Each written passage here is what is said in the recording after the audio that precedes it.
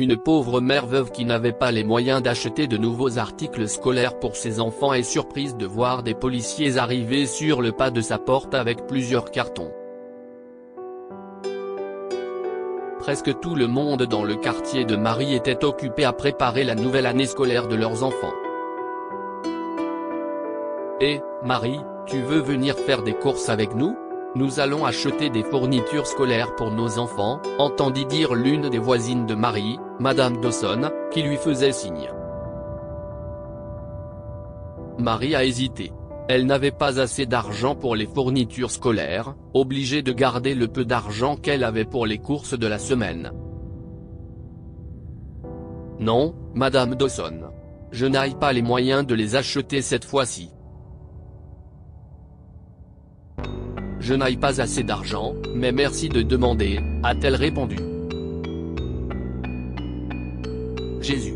Je suis désolé d'entendre ça, Marie. Mais ne t'inquiète pas. Un jour, ça va changer, dit Madame Dawson en partant avec les autres femmes. Cela a déchiré le cœur de Marie et l'a fait pleurer en pensant que ses enfants de 9 et 7 ans, Simon et Mélissa, iraient à l'école dans 2 jours sans les fournitures nécessaires. Comment vais-je leur dire que je ne peux pas me permettre tout ce qu'ils ont listé ? Sanglotait-elle silencieusement, en fixant l'extérieur. Peter, pourquoi tu nous as laissés comme ça ? Peter était le défunt mari de Marie, mort 6 mois plus tôt en rentrant de l'usine où il travaillait. La famille avait déjà du mal à joindre les deux bouts, et le salaire de Peter contribuerait grandement à les aider.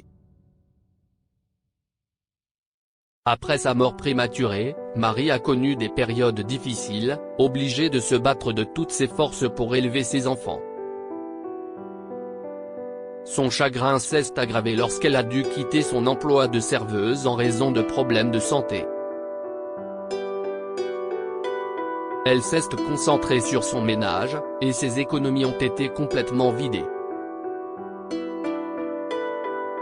Des larmes ont coulé sur le visage de Marie, qui a reproché au destin la façon dont les choses ont pris tournure dans sa vie. Puis une faible voix l'interrompt par derrière. Maman, l'école commence dans 2 jours, et nous n'avons encore rien acheté, dit Simon. Est-ce qu'on ira faire les courses au moins aujourd'hui ? Marie ne savait pas quoi dire.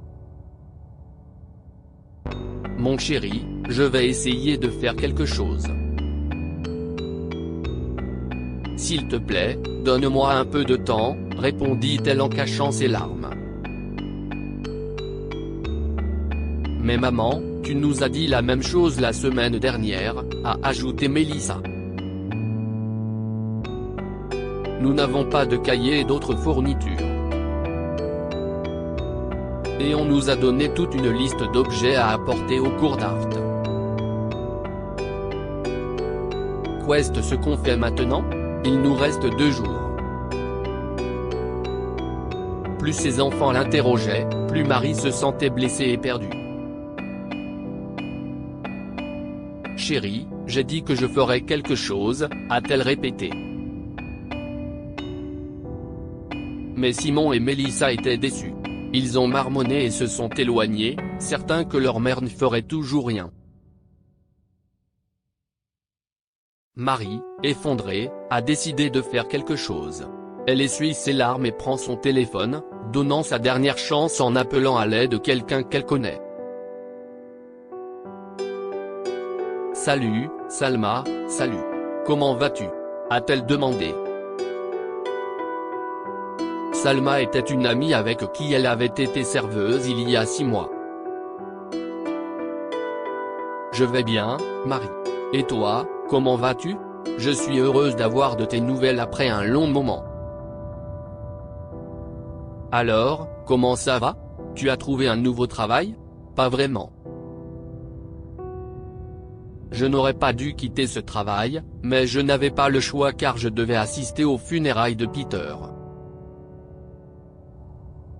Et ma santé se détériorait. Ses parents avaient déjà des problèmes avec moi, et je ne voulais pas qu'ils me critiquent à nouveau. Oui, Vous m'avez parlé de vos beaux-parents. Vous ont-ils rendu visite après ça? Non. À quoi dois-je m'attendre? Ils étaient déjà en colère contre moi pour avoir épousé leur fils contre leur gré. Et maintenant qu'il est parti, ils ne cessent de m'accuser, disant que je l'ai enlevé à leurs yeux. Marie se sent un peu légère en parlant à son ami, bien que le motif principal de son appel soit de demander de l'argent. Cependant, elle a décidé de ne pas le faire et a raccroché après leur conversation.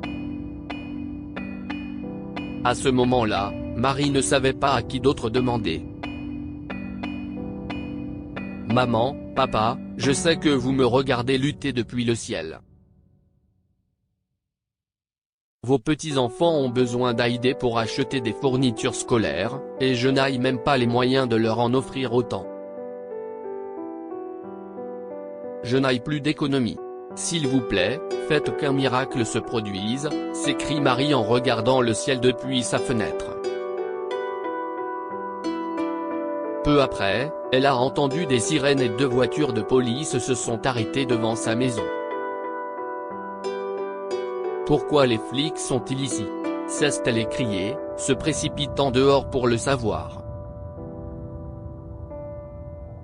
Un étrange sentiment de peur et de curiosité a envahi les nerfs de Marie lorsque l'un des officiers est descendu de la voiture et s'est approché d'elle. Mon Dieu, j'espère que tout va bien. Pourquoi vient-il par ici? Marmonna Marie avec anxiété. Madame Parker? Oui, monsieur l'agent. Si, est-il-moi? Que s'est-il passé? Votre mari est mort il y a 6 mois, n'est-ce pas? Eh bien, oui. Nous avons emménagé ici tout récemment après ça. Est-ce que quelque chose ne va pas? Non, madame, pas vraiment. Nous sommes juste venus ici pour vous donner quelque chose. Me donner quelque chose? Qu'est-ce que si est-il? Marie se méfie alors que l'officier fait signe à ses collègues d'apporter quelque chose. À ce moment-là, les tripes de Marie ont commencé à bouillonner de peur et d'anxiété. Ses voisins ont afflué autour de sa maison en murmurant des choses. Attention! Où sont les autres? Demande l'officier à l'un des policiers. Marie, déconcertée, continue de regarder, incapable de voir ce que contiennent les lourdes caisses qu'ils déchargent des véhicules. Officier, qu'est-ce ce qui se passe? Et à quoi servent ces boîtes? Demanda Marie. Madame Parker, nous avons le plaisir d'offrir à vos enfants des fournitures scolaires dont ils auront besoin pendant les 5 prochaines années. Répondit l'officier, faisant sursauter Marie. Quoi? S'est-elle exclamée. Des fournitures scolaires pour mes enfants? Mais comment avez-vous su qu'ils en avaient besoin? Eh bien, puisque vous êtes nouvelle dans cette partie de la ville, vous devez ignorer notre petite tradition, a dit l'officier, brassant la curiosité de la mère exaltée. Une tradition? Que voulez-vous dire? Madame Parker, nous choisissons chaque année les familles les plus défavorisées de ce quartier et nous leur apportons certaines aides. Cette fois, nous avons choisi d'aider vos enfants après que votre voisine, Madame Dawson, nous a informé de la mort de votre mari et de votre crise financière actuelle. Il s'est avéré que lorsque Madame Dawson a appris la misère de Marie ce matin-là, elle a informé les policiers, ce qui les a incités à choisir Marie et ses enfants comme bénéficiaires des forces de police cette année. Marie ne pouvait en croire ses yeux. Elle regarda autour d'elle et vit Madame Dawson émerger de la foule, souriante. Madame Dawson. Je ne sais pas comment vous remercier, s'écrie-t-elle. Je vous remercie infiniment. Vous avez fait ma journée aujourd'hui, cela signifie beaucoup, j'espère que ça vous aidera, Marie. Comme je l'ai dit, Cela aussi passera un jour, s'exclame Madame Dawson avant de s'éloigner, laissant une Marie ravie, versant des larmes de joie. Et Madame Parker, nous aimerions également que vous assistiez à un entretien ici. CIST une petite entreprise en ville, et ils embauchent une réceptionniste. Le patron est mon ami. Je pourrais peut-être vous y envoyer, dit l'agent, ajoutant d'autres nuances de joie aux yeux larmoyants de Marie. Merci beaucoup, monsieur l'agent. Cela signifie vraiment beaucoup, cesse-t-elle écriée joyeusement. L'incide a donné à la pauvre mère un nouveau souffle d'espoir. Pendant ce temps, Simon et Mélissa étaient si heureux de voir les boîtes remplies de fournitures scolaires. Que pouvons-nous apprendre de cette histoire? N'hésitez jamais à aider une personne dans le besoin. Votre petit geste de bonté peut leur offrir de meilleurs jours. Lorsque Madame Dawson a appris le malheur et les difficultés de Marie, elle s'est associée aux policiers pour l'aider à obtenir des fournitures scolaires gratuites pour ses enfants. La compassion de cette femme aimable a également permis à Marie d'obtenir un nouveau travail qui lui a rendu la vie beaucoup plus facile. Croyez au miracle, car vous ne saurez jamais comment l'un d'eux peut transformer votre vie en une vie meilleure. Lorsque Marie n'a pas pu se payer de nouvelles fournitures scolaires pour ses enfants, elle a supplié ses défunts parents de lui accorder un miracle.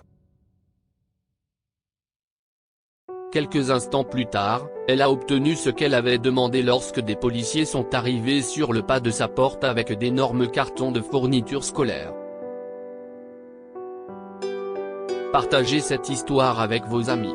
Elle pourrait égayer leur journée et les inspirer. Si vous avez aimé cette histoire, vous aimerez peut-être celle d'un homme passant ses vacances à aider une collègue qui vient d'accoucher et voit son patron frapper à sa porte. Abonnez-vous à Mon Mama sur Google News.